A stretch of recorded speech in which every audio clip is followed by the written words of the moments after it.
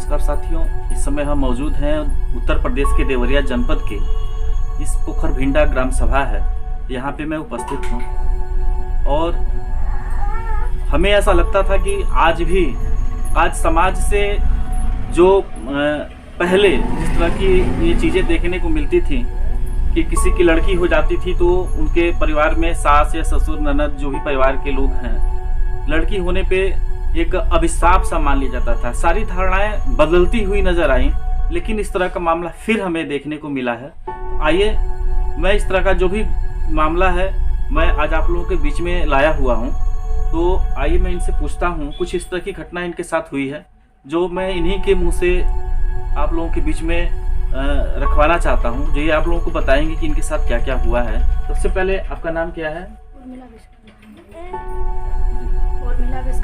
उर्मिला विश्वकर्मा। अच्छा, तो आपकी शादी कब हुई थी? हमारी शादी करीब कितने साल पहले? 2 साल अभी हो रही है शादी को। 2 साल शादी के लोग हो रहा है। कहाँ पे शादी हुई है आपकी? सोनू घाट के पास पचौआ गांव है, वहाँ पे इनकी शादी हुई है। 2 साल पहले ही अभी इनकी शादी हुई है। वो क्या नाम है उनका? आपके हस्बैंड का क्या नाम है? हरिओम विश्वकर्मा आपके हस्बैंड का नाम है। क्या करते हैं वो? लाइट का काम करते हैं। लाइट का काम करते हैं। तो जब शादी आपकी हुई तब सारी चीजें आप लोगों के बीच में सारी चीजें सब सही थी, कहीं से कोई दिक्कत नहीं थी? नहीं, साल भर सब ठीक था। साल भर कोई दिक्कत परेशानी कुछ भी नहीं। साल भर बहुत खुश रहा, वो सब मतलब साल भर बहुत खुश रहा था। साल भर के बाद मेरी लड़की जब हो गई तो तभी से दिक्कत देने लगे। समझे कि मैं समझी कि ठीक है, हालात कुछ बिगड़ रहा है तो ठीक है, समाज समझ जाएगा बाद में। तो इसमें मेरी ननद का भी वही छोड़ दी कि हाँ बेटा इसको होना चाहिए, लड़की हो गई। वही तानाशानी लगने देने। तो मेरे सास और ससुर मुझे लगे मतलब बोलने कि लड़का नहीं हुआ। मेरे हस्बैंड भी मुझे बोलने लगे कि लड़का नहीं हुआ, लड़की हो गई। उसके वजह से दिक्कत परेशानी मुझे सब देने लगे। मुझे मारने पीटने, यहाँ तक लगी हर चीज़ तक कोशिश कर चुके हैं, वहाँ आने की भी कोशिश कर चुके हैं। अच्छा, जान से मारने की भी कोशिश की गई है? हाँ, हमारे साथ जान मुझे मेरी लड़की को दोनों को ही जान से मारने की धमकी दे चुके हैं मेरे सास ससुर। आपके हस्बैंड आपके सपोर्ट में नहीं आए? नहीं, मेरे हस्बैंड मेरे सपोर्ट में नहीं आए। वो भी अपने मतलब परिवार के ही लोगों के बात में आते हैं? जो कहते हैं सब परिवार के वही करते हैं। अच्छा, वो भी तैयार हो गए थे मारने पीटने पर। जैसा कि आप लोग देख रहे हैं कि लड़की होना क्या कोई अभिशाप है? मुझे लगता है कि आज के ज़माने में लड़का और लड़की में कहीं कोई भेद नहीं है, लेकिन इनके ससुराल वालों को कौन समझाए कि लड़का और लड़की में जिस तरह से उन्होंने भेद किया है। अभी 2 साल ही इनकी शादी हुए हो गई और एक लड़की है, और लड़की तो भगवान का देन है। जिस तरह से लड़की होने के बाद इनके ससुराल वालों ने इनके साथ जो दुर्व्यवहार किया है वो क्षमा योग्य तो नहीं है, लेकिन आपके समक्ष है जो भी सारी चीजें हैं वो आप लोगों को ये बताएंगी। तो आपको जो है कि मारने का वो लोगों ने प्रयास किया। हाँ। आप यहाँ अपने मैके में कब आए? मैके में मैं एक बार पंचायत हो चुका था, समझौता भी हो चुका था कि अब ले जाएंगे तो नहीं मारेंगे पीटेंगे। तो मैं फिर केस सुलह कर फिर मैं चली गई। अच्छा, मतलब आप थाने पे केस हुआ था? हाँ, सुलह कर फिर मैं चली गई कि अच्छे सब रखेंगे। तो मैं चली गई। तो फिर भी इस समय जब गई थी 2 महीने के बाद, 2 महीने के बाद गए थे तो फिर उससे ज्यादा दिक्कत देने लगे। मतलब मेरे वहाँ साथ जाने के बाद से आपके साथ ज्यादती आपके साथ होने लगी? हाँ, क्या कर रहे थे लोग? मेरे हस्बैंड मेरे पैर और मेरे दोनों ऐसे हाथ पैर एक में बांध कर और इसमें मारते थे, तार से इसमें मारते थे और हमेशा कहते थे दहेज मांग दहेज। उसके बाद बार दहेज की भी बात होती थी? दहेज मांग, तू दहेज नहीं मांग रही है, फोन कर अपने घर अपने भाई से दहेज मांग, अपन मरे हुए बाप से मांग। बोला अपने मरे हुए बाप को वो दहेज देगा। दहेज मांगते थे और मारते थे। मैं फोन कर जबरदस्ती मुझसे फोन भी करवा रहे थे, फोन कर बात कर ले देती थी। तो भी कहते थे फोन में दहेज नहीं मांगी तू, क्यों नहीं मांगी? फिर उसके लिए मारते थे, पीटते थे। बार कहते थे दहेज के लिए कि दहेज मांगो, नहीं मांगती थी तो मार रहे थे, पीट रहे थे। कितनी शर्मनाक ये घटना है, आप देख सकते हैं इस बहन के साथ किस तरह का ज्यादती किया जा रहा है। मेरे सास भी मुझे मारती थी, मुंह पर ऐसे कपड़ा लगा देती थी, दरवाजा बंद कर देती थी, खिड़की भी बंद कर देती थी कि बाहर आवाज ना जाए। सास ससुर और मेरे हस्बैंड, मेरे ननद, ये सब, मेरी नंदोई भी है, वो भी, ये सब मिलकर मुझे मारते थे दहेज के लिए मारते थे। और ख़ास तौर से जब इनकी लड़की हो गई तो उसके लिए और प्रताड़ना देने लगे इन लोगों को कि लड़की कैसे हो गई, लड़का क्यों नहीं हुआ। और दहेज की लोभी आज भी इस समाज में भेड़िया की तरह से लोग हैं जो सिर्फ दहेज, कुछ करना नहीं जानते, खुद कमा करके आगे बढ़ना नहीं जानते, और सिर्फ जो है इस तरह की अपने बहुओं से बार बार दहेज मंगवाना ये कहीं न कहीं से बिल्कुल अशोभनीय है। इस तरह का काम नहीं होना चाहिए, लेकिन आज भी समाज में इस तरह की चीज़ें जो है व्याप्त हैं, जिसे दूर करने की ज़रूरत है। तो क्या आपको लगता है कि वो लोग, उन लोगों के घर आप अगर जाएं, ठीक से मतलब सारी व्यवस्थाएं बातचीत हो, तो आप वहाँ ठीक से रह पाएंगे? अब इसके बाद 2 बार तो हो चुका है समझौता, लेकिन फिर भी समझौता कर ले जाएंगे तो फिर क्या पता मुझे मारेंगे या मुँह देंगे, तो इसके बारे में तो मुझे सोचना पड़ेगा ना। क्या उन लोगों का क्या कहना है? वो लोग, सुनने में आया है कि अभी आपके भाई साहब हमसे बता रहे थे कि वो लोग पंचायत करने के लिए कह रहे हैं कि पंचायत होगी, हम लोग छोड़ना चाहते हैं। इस तरह की कोई बात हुई है क्या?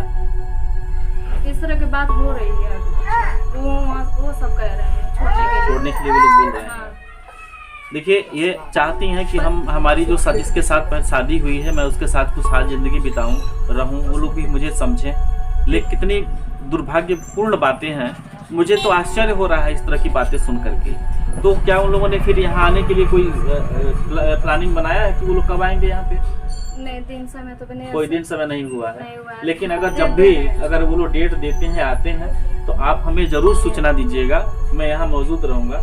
और उन लोगों की जो भी हरकत है, अतवार को बोल रहे हैं पंचायत रखने के लिए, अतवार को वो लोग पंचायत रखने के लिए बोल रहे हैं, तो सारी चीजें मैं उन लोगों की एक्सपोज करूंगा। ऐसे लोगों को मैं प्रयास करूंगा कि कड़ी से कड़ी सजा दे प्रशासन, ताकि किसी भी बेटी बहू के साथ इस तरह की हरकत, कोई भी व्यक्ति, कोई ससुराल वाला किसी बहू के साथ इस तरह का कार्य वो न कर सके। कुछ कह रही थी आप? पंचायत करने के लिए कह रहे हैं, 2 बार पंचायत खुद रखे हैं वो, लेकिन पंचायत जो करने आता है उन सबको बिगड़ आते हैं। प्रधान को, जो हमारे यहाँ अगुआ है, वो उनको, हमारे मौसा को, पुलिस को भी कहते हैं, गाली देते हैं, पुलिस को भी मारते हैं, कहते हैं कि पुलिस वालों को जेब में मैं रखता हूँ, पैसा दे दूंगा तो क्या उखाड़ेगा पुलिस, मेरा कुछ नहीं उखाड़ेगा। अच्छा, इसके पहले जब कार्रवाई हुई थी तो किस थाने से कार्रवाई हुई थी? महिला थाने। महिला थाना? किस महिला थाने से?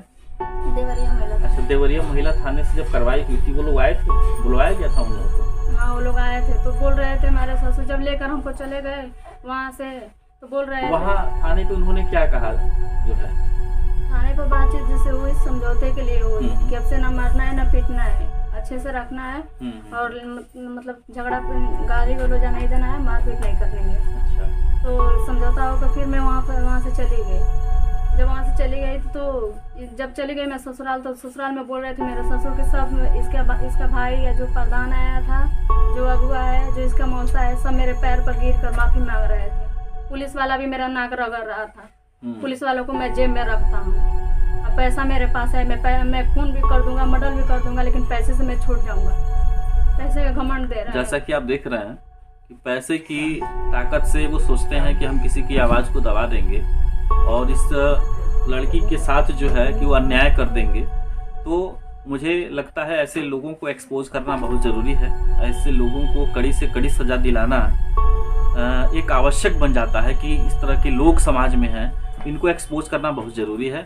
तो मैं चाहूँगा कि इसके बाद वो लोग इनके वहाँ आने वाले हैं शायद पंचायत लेकर के, कि इनको छोड़ेंगे। जानने का प्रयास करता हूँ इनके भाई साहब, जब इनके साथ प्रताड़ना हो रही थी और आपका मोबाइल वगैरह भी शायद स्विच ऑफ कर लिया गया था, क्या वहाँ पे छीन लिया गया था? मेरे पास मोबाइल नहीं है। अच्छा, आपके पास मोबाइल नहीं है? वो लोग बात नहीं करने देते? नहीं, बात नहीं करने देते। गए थी तभी से मारपीट कर रहे थे। मोबाइल मेरे पास यहाँ मतलब नहीं है मेरे पास। आइए जरा आप हमको बताइए। बैठे रहो, बैठो बैठो बैठो, यहीं बैठो।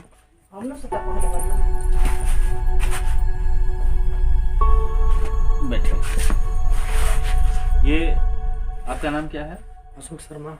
अशोक शर्मा जी, आपको कैसे पता चला, क्या आपको हुई कि मतलब इनके साथ इस तरह की बातें हो रही हैं? कब इनको आप लेने गए, कैसे क्या हुआ? कभी कभी चोरी छुप के किसी से मोहल्ले के लोग हेल्प कर देते थे, तो किसी का मोबाइल मिल जाता था, या वैसे ही दहेज के लिए वो बोलते थे कि दहेज मांगो, फ़ोन करवा करके इसकी भाई हमारी बहन है, बेटी है, तो इसकी आवाज़ से हम लोग मालूम चल जाएगा कि वो दुख में है या सुख में है।